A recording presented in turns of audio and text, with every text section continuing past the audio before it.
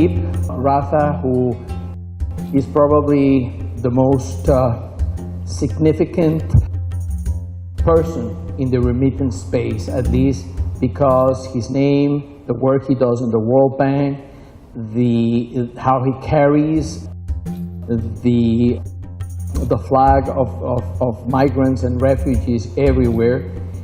He was so happy to come because this is his country, and he was proud of being here. But he was called to the UN Assembly, was today. But he was kind enough to send us a video message. So here is Dilip in a video message to all of you. Good morning. Namaskar. I wish I were there with you on this day, but unfortunately on the same day we have this UN General Assembly summit on large movements of refugees and migration. As you know, there is a global migration crisis, and there is a summit meeting where more than 100 governments are, in fact, prime ministers and presidents, heads of state are expected. So I have to be in New York, so I am in New York, and unfortunately I couldn't be there, but I wish I were there. The migrant crisis that you hear about, there are about 21 million refugees globally, and out of that 5 million are Palestine refugees. So effectively there are about 16 million new refugees, if at all you call them new. But then we have 250 million international migrants. So the number of international voluntary migrants is about 230 million or so. These 230 million international migrants send home in remittances about $600 billion a year. That's the global size of remittances. Of that, 432 billion was received by developing countries last year. And at that level, 432 billion, remittances are 3 times the total of development aid. And if you excluded China, then remittances are actually larger than even foreign direct investment flows to developing countries. In India, remittances were 70 billion last year, and in many countries, as you know, remittances are significantly larger than even their total foreign exchange reserves. In the region itself, in our neighborhood out there in Pakistan, remittances are quite a bit larger than even the foreign exchange reserves of the country. The global trends in remittances seem to have reached a new normal in the sense that last year we saw remittances globally growing at a rate of about 0.4%, that is less than 0.5%. And this is not really an anomaly in the sense that we are not going to see double-digit growth rates for a while to come. It seems like we are more in the range of 3%, 4%, or 5% growth rates in the medium term. And indeed, the less than 0.5% growth rate last year was the lowest since 2009. And in India, there was an outright decline in remittances of about 2.1% last year. We do expect remittances to recover and to grow this year, except that in India, we might still see more a flattening or even a slight decrease in remittances. So the reasons for the weak growth in remittances are sort of 3 or maybe 4-fold. Weak growth in US, in Europe, in the Gulf countries, in Russia, that has translated into weaker foreign employment of foreign workers, and that means lower remittances. The same weak growth is also translating into major currency movements like the euro weakening against the US dollar, the ruble weakening against the US dollar.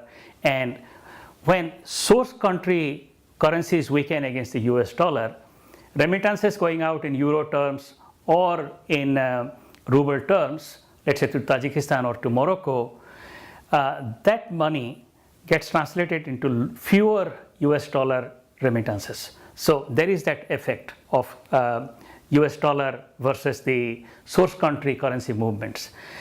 The weak growth also has translated into weak commodity prices, including weak oil prices. First, take the case of oil prices. Oil price movements have had major impacts on remittance flows from Russia to Central Asian countries, in particular Tajikistan or Kyrgyzstan.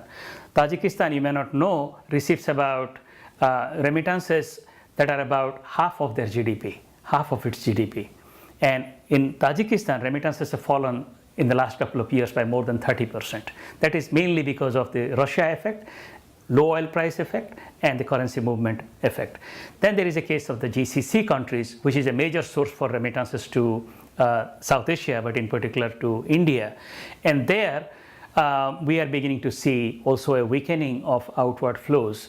And a second sort of effect of related to exchange rates of the weak growth is the fact that because of weak oil prices and weak commodity prices, many countries in Africa, for example, are having difficulty with their balance of payments. Their foreign exchange earnings have gone down, and as a result, a number of countries are beginning to impose exchange controls. Exchange controls, outward remittance controls or inward remittance controls, surrender requirements for foreign currency. These kinds of things are not new to our region. It happened in India not that long ago. Right now, the exchange control story is playing out in Nigeria, in Mali, in Angola, in Sudan, and of course, there are countries like Venezuela, which is well known. And what that does is it gives rise to a very high black market premia, and with a very high black market premia in the foreign exchange market, remittances then go underground. So we have a situation where remittances are going underground. Even as the total amount is falling, recorded remittances are falling even faster in some ways, or showing up as weak in terms of growth, because a significant amount of remittances are also going underground. So these are sort of cyclical factors, weak growth, exchange controls, oil price, exchange rate movements. These are cyclical factors. They are there for now. They will have major impact for now. They might go away in the medium term. But then there is the structural situation, the structural changes that are taking place in the global remittance market. One is the whole issue of nationalization policies in countries in the GCC region, the Gulf countries, for example, where many of the Gulf countries, Saudi Arabia in particular, are very worried about very high unemployment of their own people. And in fact, they have become very aware of all these foreign workers sort of taking roles, being employed to do jobs that the local people would have done. So with that sort of move towards hiring nationals, there is the dampening of demand for foreign workers. And this is much more of a structural factor. This is not going to go away anytime soon. This is a source of risk for the remittance market, the global remittance market overall.